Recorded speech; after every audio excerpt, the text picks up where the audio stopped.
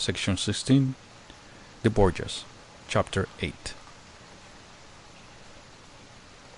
Caesar remained at Naples, partly to give time to the paternal grief to cool down, and partly to get on with another business he had lately been charged with, nothing else than a proposition of marriage between Lucrezia and Don Alfonso of Aragon, Duke of Bicelli and Prince of Salerno, natural son of Alfonso II and brother of Donna Sancha. It was true that Lucrezia was already married to the Lord of Pesaro, but she was the daughter of an father who had received from heaven the right of uniting and disuniting. There was no need to trouble about so trifling a matter.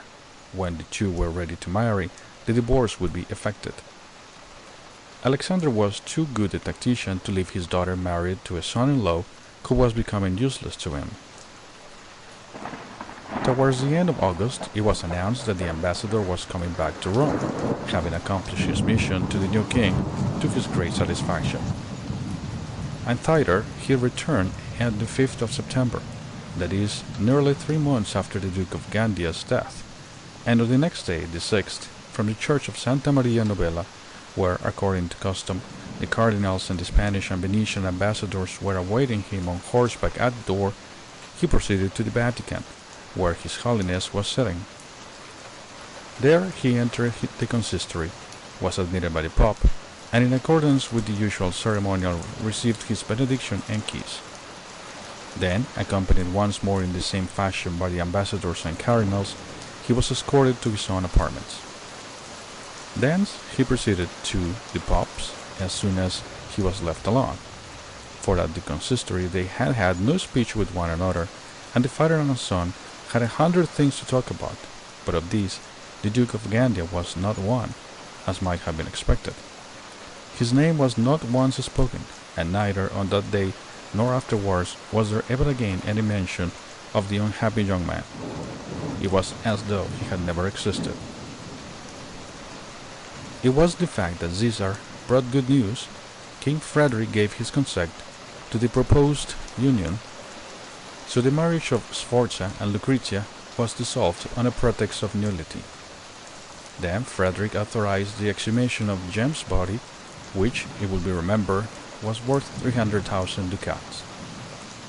After this, all came about as Caesar had desired. He became the man who was all-powerful after the Pope, but when he was second in command, it was soon evident to the Roman people that their city was making a new stride in the direction of ruin. There was nothing but balls, fetes, masquerades. There were magnificent hunting parties when Caesar, who had begun to cast off its cardinal's robes, weary perhaps of the couleur, appeared in a French dress, followed like a king by cardinals, envoys, and bodyguard. The whole pontifical town, given up like a courtesan to orgies and debauchery, had never been more the home of sedition, luxury, and carnage, according to the Cardinal of Viterbo, not even in the days of Nero and Heliogabalus. Never had she fallen upon days more evil. Never had more traitors done her dishonor, or Sbirra stained her streets with blood. The number of thieves was so great, and their audacity such, that no one could with safety pass the gates of the town. Soon he was not even safe within them. No house, no castle availed the defense. Right and justice no longer existed. Money, fairs, pleasure ruled supreme.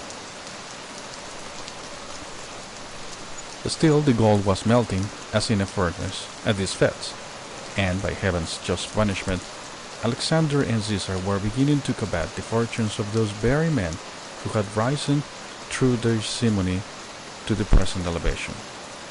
The first attempt at a new method of coining money was tried upon the Cardinal Coscienza. The occasion was as follows. A certain dispensation had been granted some time before to a nun who had taken the vows. She was the only surviving heir to the throne of Portugal, and by means of the dispensation she had been wedded to the natural son of the last king. This marriage was more prejudicial than can easily be imagined to the interests of Ferdinand and Isabella of Spain. So they sent ambassadors to Alexandre to lodge a complaint against a proceeding of this nature, especially as it happened at the very moment when an alliance was to be formed between the House of Aragon and the Holy See. Alexander understood the complaint and resolved that all should be set right.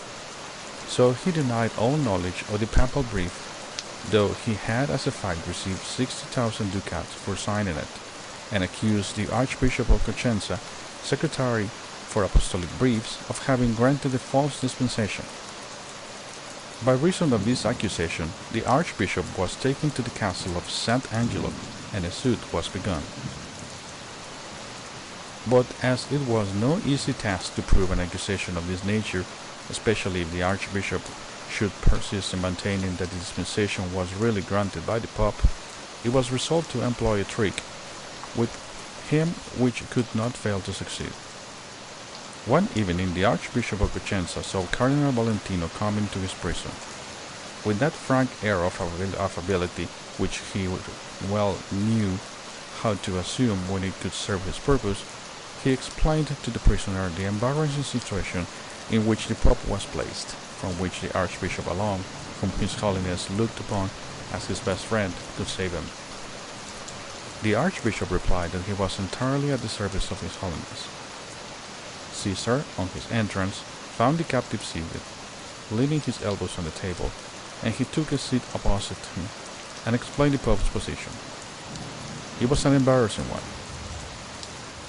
At the very time of contracting so important an alliance with the House of Aragon as that of Lucrezia and Alfonso, His Holiness could not avow to Ferdinand and Isabella that, for the sake of a few miserable ducats, he had signed a dispensation which would unite in the husband and wife together all the legitimate claims to a throne to which Ferdinand and Isabella had no right at all but that of conquest.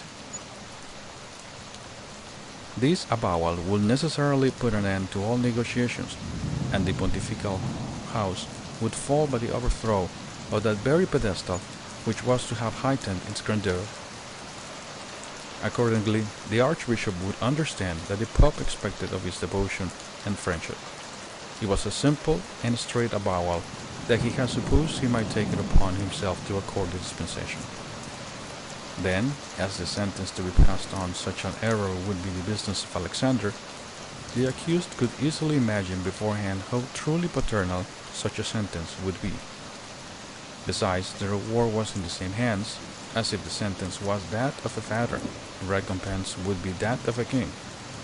In fact, this recompense would be no less than the honor of assisting as envoy, with the title of cardinal, at the marriage of Lucrezia and Alfonso, a favor which would be very appropriate, since it would be thanks to his devotion that the marriage could take place. The Archbishop of Cosenza knew the men he was dealing with. He knew that to save their own ends they would hesitate at nothing. He knew they had a poison like sugar to the taste and to the smell impossible to discover in food, a poison that would kill slowly or quickly as the poisoner willed and would leave no trace behind. He knew the secret of the poison key that lay always on the Pope's mantelpiece, so that when His Holiness wished to destroy some one of his intimates, he bade him open a certain cupboard. On the handle of the key there was a little spike, and as the lock of the cupboard turned stiffly, the hand would naturally press, the lock would yield, and nothing would have come of it but a trifling scratch. The scratch was mortal. He knew, too, that Caesar wore a ring made like two lions' heads, and that he would turn the stone on the inside when he was shaking hands with a friend. Then the lion's teeth became the teeth of a viper, and the friend died a cursing Borgia. So he yielded, partly through fear, partly blinded by the thought of the reward, and Caesar returned to the Vatican armed with a precious paper, in which the Archbishop of Cosenza admitted that he was the only person responsible for the dispensation granted to the royal nun. 2 days later, by means of the proofs kindly furnished by the Archbishop, the Pope, in the presence of the governor of Rome, the auditor of the Apostolic Chamber, the advocate, and the fiscal attorney, pronounced sentence condemning the Archbishop to the loss of all his benefices and ecclesiastical offices, degradation from his orders, and confiscation of his goods. His person was to be handed over to the civil arm. 2 days later, the civil magistrate entered the prison to fulfill his office as received from the Pope, and appeared before the Archbishop, accompanied by the clerk, 2 servants, and 4 guards. The clerk unrolled the paper he carried and read out the sentence. The 2 servants untied a packet, and, stripping the prisoner of his ecclesiastical garments, they reclothed him in a dress of coarse, white cloth, which only reached down to his knees, breeches of the same, and a pair of clumsy shoes. Lastly, the guards took him and led him into one of the deepest dungeons of the castle of San Angelo, where, for furniture, he found nothing but a wooden crucifix, a table, a chair, and a bed. For occupation, a Bible and a breviary, with a lamp to read by. For nourishment, 2 pounds of bread and a little cask of water, which were to be renewed every 3 days, together with a bottle of oil for burning in his lamp. At the end of 1 year, the poor archbishop died of despair, not before he had known his own arms in his agony. The very same day that he was taken into the dungeon, Caesar Borgia, who had managed the affair so ably, was presented by the Pope with all the belongings of the condemned prisoner. But the hunting parties, balls, and masquerades were not the only pleasures enjoyed by the Pope and his family. From time to time, strange spectacles were exhibited. We will only describe 2, one of them a case of punishment, the other no more nor less than a matter of the stud farm. But as both of these give details with which we would not have our readers credit of their imagination, we will first say that they are literally translated from Burchards' Latin journal. About the same time, that is, about the beginning of 1499, a certain courtesan named La Corseta was in prison, and had a lover who came to visit her in woman's clothes, a Spanish Moor, called from his disguise the Spanish lady from Barbary. As a punishment, both of them were led through the town, the woman with a petticoat or a skirt, but wearing only the Moor's dress unbuttoned in front. The man wore his woman's garb. His hands were tied behind his back, and the skirt fastened up to his middle, with a view to complete exposure before the eyes of all. When in this attire they had made the circuit of the town, the Corseta was sent back to the prison with the Moor. But on the 7th of April, following the Moor, was again taken out, and escorted in the company of 2 thieves towards the Campo dei Fiori. 3 condemned men were then preceded by a constable, who rode backwards on an ass, and held in his hand a long pole, on the end of which were hung, still bleeding, the amputated limbs of a poor Jew, who had suffered torture and death for some trifling crime. When the procession reached the place of execution, the thieves were hanged, and the unfortunate Moor was tied to a stake piled round with wood, where he was to have been burnt to death, had not rain fallen in such torrents that the fire would not burn, in spite of all the efforts of the executioner. This unlooked-for accident, taken as a miracle by the people, robbed Lucrezia of the most exciting part of the execution. But her father was holding in reserve another kind of a spectacle to console her with later. We inform the reader once more that the few lines we are about to set before him are a translation from the journal of the worthy German Burchard, who saw nothing in the bloodiest of most wanton performances but facts for his journal, which he duly registered with the impassibility of a scribe, appending no remark or moral reflection. On the 11th of November, a certain peasant was entering Rome with 2 stallions laden with wood, with the servants of His Holiness, just as he passed the Piazza of St. Peter's, cut their girths, so that their loads fell on the ground with the pack saddles, and led off the horses to a court between the palace and the gate. Then the stable doors were opened, and 4 stallions, quite free and unbridled, rushed out, and in an instant all 6 animals began kicking, biting, and fighting each other until several were killed. Roderigo and Madame Lucrezia, who sat at the window just over the palace gate, took the greatest delight in the struggle, and called their courtiers to witness the gallant battle that was being fought below them. Now Caesar's streak in the matter of the Archbishop of Piacenza had had the desired result, and Isabella and Ferdinand could no longer impute to Alexander the signature of the brief they had complained of. So nothing was now in the way of the marriage of Lucrezia and Alfonso. This certainly gave the Pope great joy, for he attached all the more importance to this marriage because he was already cogitating a second between Caesar and Dona Carlota, Frederick's daughter. Caesar had shown in all his actions since his brother's death his wonderful vocation for the ecclesiastical life. So no one was astonished when, a consistory having been summoned one morning by Alexander, Caesar entered and, addressing the Pope, began by saying that from his earliest years he had been drawn toward secular pursuits both by natural inclination and ability, and it had only been in obedience to the absolute commands of His Holiness that he entered the Church, accepted the Cardinal's scarlet, other dignities, and finally the sacred order of the diaconate. But feeling that in his situation it was improper to follow his passions, and at his age impossible to resist them, he humbly entreated His Holiness graciously to yield to the desire he had failed to overcome, and to permit him to lay aside the dress and dignities of the Church, and enter once more into the world, there to contract a lawful marriage. Also he entreated the Lord Cardinals to intercede for him with His Holiness, to whom he would freely resign all his churches, abbeys, and benefices, as well as every other ecclesiastical dignity and preferment that had been accorded him. The cardinals, deferring to Caesar's wishes, gave a unanimous vote, and the Pope, as we might suppose, like a good father, not wishing to force his son's inclinations, accepted his resignation and yielded to the petition. Thus Caesar put off the scarlet robe, which was suited to him, says his historian Tommaso Tommasi, in one particular only, that it was the color of blood. In truth, the resignation was a pressing necessity, and there was no time to lose.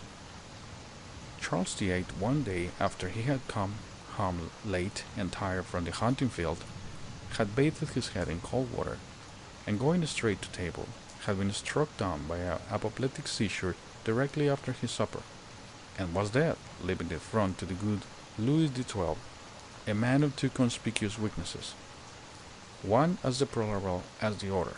The first was the wish to make conquests. The second was the desire to have children.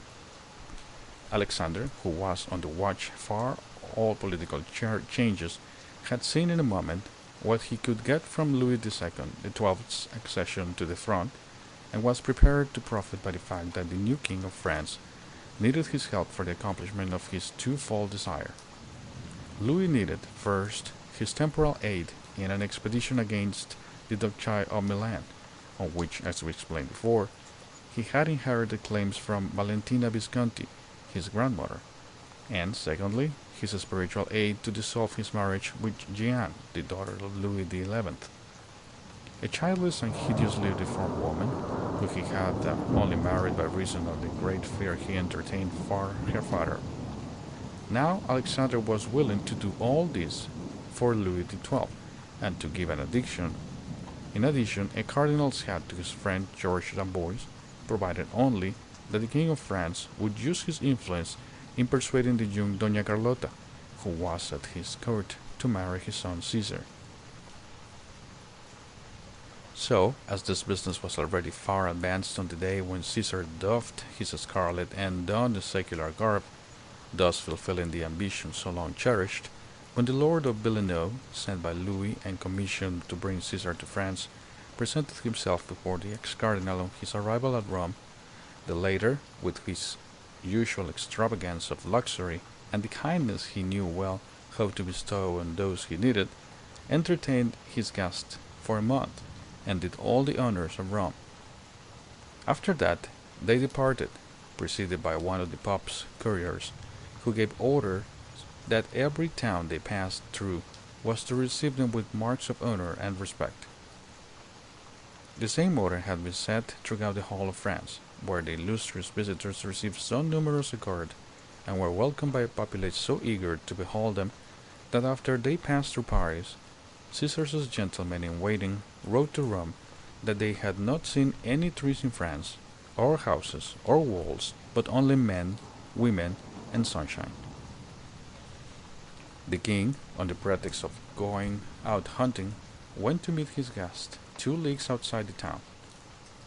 As he knew Caesar was very fond of the name of Valentine, which he had used as cardinal and still continued to employ with the title of count, although he had resigned the archbishop, which gave him the name, he there and then bestowed on him the investiture of Valence in Dauphine with the title of duke and a pension of 20,000 francs. Then, when he had made this magnificent gift and talked with him for nearly a couple of hours, he took his leave to enable him to prepare the splendid entry he was proposing to make. It was Wednesday, the 18th of December, 1498, when Caesar Borgia entered the town of Chinon, with pomp worthy of the son of a pope who is about to marry the daughter of a king. The procession began with 24 mules, caparisoned in red, adorned with escutcheons bearing the duke's arms, laden with carved trunks and chests inlaid with ivory and silver. After them came 24 mares, also caparisoned, this time in the livery of the King of France, yellow and red. Next after this came 10 other mules, covered in yellow satin with red crossbars, and lastly another 10, covered with striped cloth of gold, the stripes alternatively ranged in flat gold. Behind the 70 mules which led the procession, there pranced 16 handsome battle horses, led by equerries who marched alongside. These were followed by 18 hunters ridden by 18 pages, who were about 14 or 15 years of age. 16 of them were dressed in crimson velvet, and 2 in race gold cloth. So elegantly dressed were these 2 children, who were also the best looking of the little band, that the sight of them gave rise to strange suspicions as to the reasons for this preference, if one may believe what Brantome says. Finally, behind these 18 horses came 6 beautiful mules, all harnessed with red velvet, and led by 6 valets, also in velvet to match. The third group consisted of, first, 2 mules quite covered with cloth of gold, each carrying 2 chests, in which it was said that the duke's treasure was stored, the precious stones he was bringing to his fiancée, and the relics and papal bulls that his father had cherished to convey from him to Louis XII. These were followed by 20 gentlemen dressed in cloth of gold and silver, among whom rode Paul Giordano Orsino, and several barons and knights among the chiefs of the estate ecclesiastic. Next came 2 drums, 1 rebec, and 4 soldiers blowing trumpets and silver clarions. Then, in the midst of a party of 24 lackeys, dressed half in crimson velvet and half in yellow silk, rode Messire Georges d'Amboise and Monseigneur the Duke of Valentinois. Caesar was mounted on a handsome tall courser, very richly harnessed, in a raw half-range satin and a half cloth of gold, embroidered all over with pearls and precious stones. In his cap were 2 rows of rubies the size of beans, which reflected so brilliant a light that one might have fancied they were the famous carbuncles of the Arabian Nights. He also wore on his neck a collar worth at least 200,000 livres. Indeed, there was no part of him, even down to his boots, that was not laced with gold and edged with pearls. His horse was covered with a cuirass and a pattern of golden foliage of wonderful workmanship, among which there appeared to glow, like flowers, nosegays of pearls and clusters of rubies. Lastly, bringing up the rear of the magnificent cortege, behind the duke came 24 mules with red caparisons bearing his arms, carrying his silver plate, tents, and baggage. What gave to all the cavalcade an air of most wonderful luxury and extravagance was that the horses and mules were shod with golden shoes, and these were so badly nailed on that more than three-quarters of their number were lost on the road.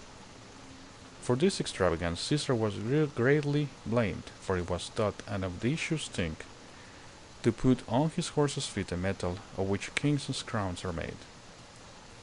But all this pomp had no effect on the lady for whose sake it had been displayed, for when Doña Carlota was told that Caesar Borgia had come to France in the hope of becoming her husband, she replied simply that she would never take a priest for her husband, and moreover the son of a priest, a man who was not only an assassin, but a fratricide, not only a man of infamous birth, but still more infamous in his morals and his actions. But, in default of the haughty Lady of Aragon, Caesar soon found another princess of noble blood who consented to be his wife. This was Mademoiselle d'Albret, daughter of the King of Navarre. The marriage, arranged on condition that the Pope should pay 200,000 ducats dowry to the bride, and should make her brother cardinal, was celebrated on the 10th of May, and on the Whitsunday following the Dukes of Valentinois received the Order of Saint Michael, an order founded by Louis XI, and esteemed at this period as the highest in the gift of the kings of France. The news of this marriage, which made an alliance with Louis XII certain, was received with great joy by the Pope, who at once gave orders for bonfires and illuminations all over the town. Louis XII was not only grateful to the Pope for dissolving his marriage with Jeanne of France and authorizing his union with Anne of Brittany, but he considered it indispensable to his designs in Italy to have the Pope as his ally. So he promised the Duke of Valentinois to put 300 lances at his disposal as soon as he had made an entry into Milan, to be used to further his own private interests, and against whomsoever he pleased except only the allies of France. The conquest of Milan should be undertaken so soon as Louis felt assured of the support of the Venetians, or at least of their neutrality, and he had sent them ambassadors authorized to promise in his name the restoration of Cremona and Guerra d'Ada when he had completed the conquest of Lombardy. End of section 16. Section 17. The Borgias. Chapter 9. Everything from without was favoring Alexander's encroaching policy when he was compelled to turn his eyes from France towards the center of Italy. In Florence dwelt a man, neither duke, nor king, nor soldier, a man whose power was in his genius, whose armor was his purity, who owed no offensive weapon but his tongue, and who yet began to grow more dangerous for him than all the kings, dukes, princes, in the whole world could ever be. This man was the poor Dominican monk Girolamo Savonarola, the same who had refused absolution to Lorenzo de' Medici because he would not restore the liberty of Florence. Girolamo Savonarola had prophesied the invasion of a force from beyond the Alps, and Charles VIII had conquered Naples. Girolamo Savonarola had prophesied to Charles VIII that because he had failed to fulfill the mission of liberator entrusted to him by God, he was threatened with a great misfortune as a punishment, and Charles was dead.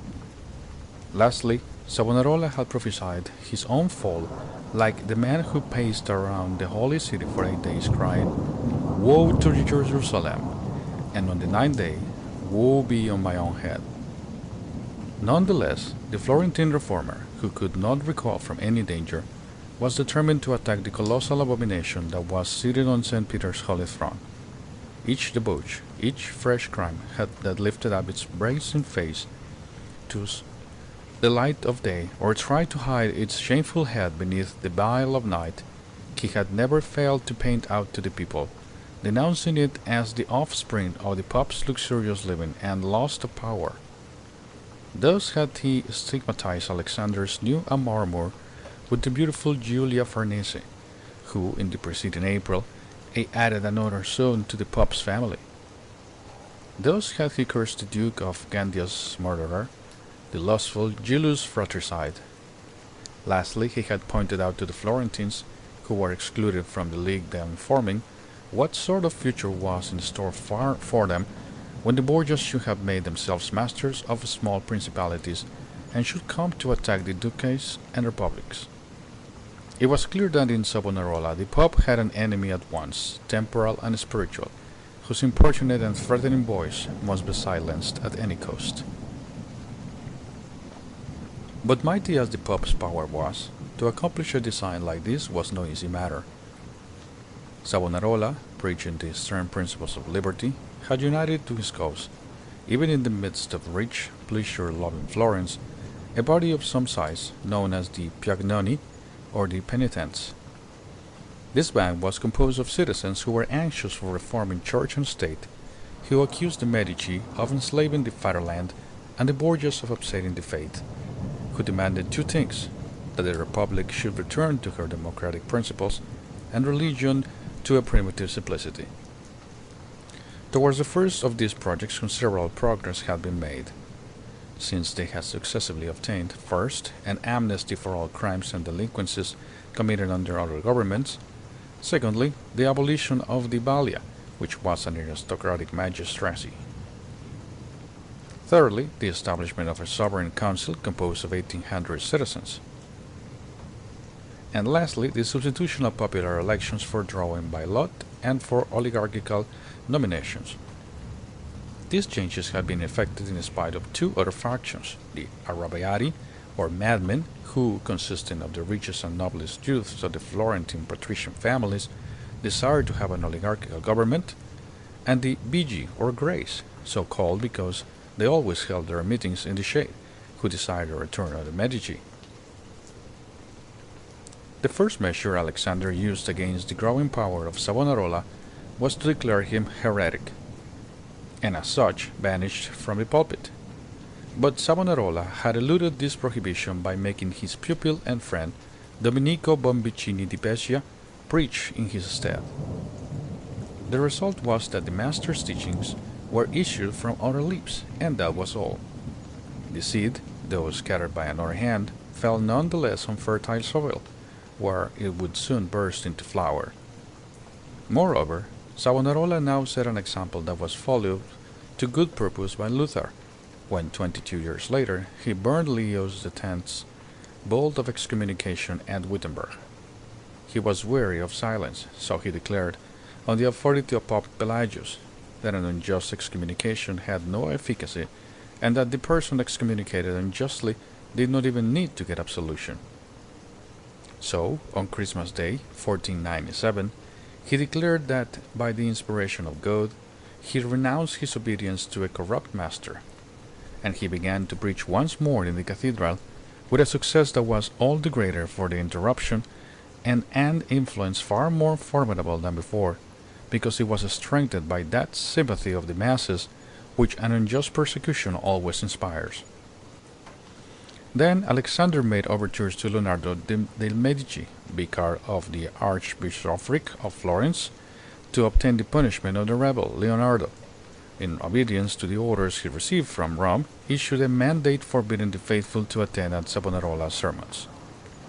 After this mandate, any who should hear the discourses of the excommunicated monk would be refused communion and confession, and as when they died they would be contaminated with heresy in consequence of their spiritual intercourse with a heretic, their dead bodies would be dragged on a hurdle and deprived of the rites of sepulture. Savonarola appealed from the mandate of his superior both to the people and to the Signory, and the two together gave orders to the episcopal vicar to leave Florence within 2 hours. This happened at the beginning of the year 1498. The expulsion of Leonard de' Medici was a new triumph for Savonarola, so, wishing to turn to good moral account his growing influence, he resolved to convert the last day of the carnival, hitherto given up to worldly pleasures, into a day of religious sacrifice. So actually, on Shrub Tuesday, a considerable number of boys were collected in front of the cathedral, and there divided into bands, which traversed the whole town, making a house-to-house visitation, claiming all profane books, licentious paintings, lutes, harps, cards and dice, cosmetics and perfumes. In a word, all the members of purpose, corrupt society and civilization, by the aid of which Satan at times makes purgatory war.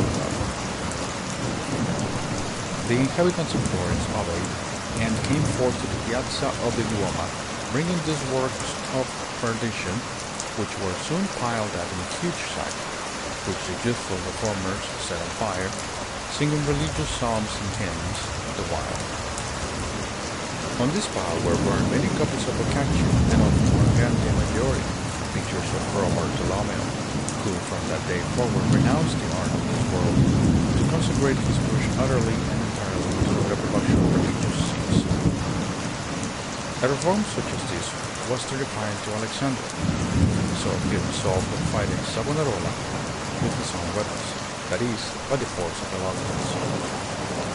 He chose as the Dominican's opponent a preacher of recognized talent called Fra Francesco di Borgias, and he sent him to Florence, where he began to preach in Santa Croce, accusing Savonarola of heresy and impiety. At the same time, the Pope, in a new brief, announced that to the Signoria that unless they forbade the arch-heretic to preach, all the lands of Florentine merchants who lived on the papal territory would be confiscated, and the Republic laid on it an interdict and declared the spiritual and temporal enemy of the Church. The Signoria, governed by France and aware that the material power of Rome was imprisoned in a private matter, was forced to this time to yield and to issue to Savonarola an order to leave off preaching. He obeyed and bade farewell to his congregation in a sermon full of strength and eloquence. But the withdrawal of Savonarola, so far from causing deferment, had increased. There was talk about his prophecies being fulfilled, and some zealots, more ardent than the mastery added miracle to inspiration, and loudly proclaimed that Savonarola had offered to go down into the vaults of his antagonist, and there bring the dead man to life again, to prove that his doctrine was promising to declare himself vanquished if the miracle were performed by his adversary. These rumors reached the ears of Fra Francesco, and as he was a man of warm blood who counted his own life as nothing if it might extend to help his cause, he declared in all humility that he felt he was too great a sinner for God to work a miracle in his behalf. But he proposed another challenge. He would try with Savonarola the ordeal of fire. He knew, he said, that he must perish, but at least he should perish, avenging the cause of religion, since he was certain to involve in his destruction the tempter to plunge so many souls, beside his own, into eternal damnation. The proposition made by Fra Francesco was taken to Savonarola, but as he had never proposed the earlier challenge, he hesitated to accept the second. Hereupon his disciple, Fra Domenico Bonvicini, more competent than his master in his own power, declared himself ready to accept the trial by fire in his stead. So certain was he that God would perform a miracle by the intercession of Savonarola, his prophet. Instantly the report spread to Florence that the mortal challenge was accepted. Savonarola's partisans, all men of the strongest convictions, felt no doubt as to the success of their cause. His enemies were enchanted at the thought of the heretic giving himself to the flames, and the indifferent saw in the ordeal a spectacle of real and terrible interest. But the devotion of Fra Bonvicini of Pescia was not what Fra Francesco was reckoning with. He was willing, no doubt, to die a terrible death, but on condition that Savonarola died with him. What mattered to him the death of an obscure disciple like Fra Bonvicini? He was the master he would strike, the great teacher who must be involved in his own ruin. So he refused to enter the fire except with Savonarola himself, and, playing this terrible game in his own person, would not allow his adversary to play it by proxy. Then a thing happened which certainly no one could have anticipated. In the place of Fra Francesco, who would not tilt with any but the master, two Franciscan monks appeared to tilt with the disciple. These were Fra Nicolas de Pili and Fra Andrea Rondinelli. Immediately the partisans of Savonarola, seeing this arrival of reinforcements for their antagonist, came forward in a crowd to try the ordeal.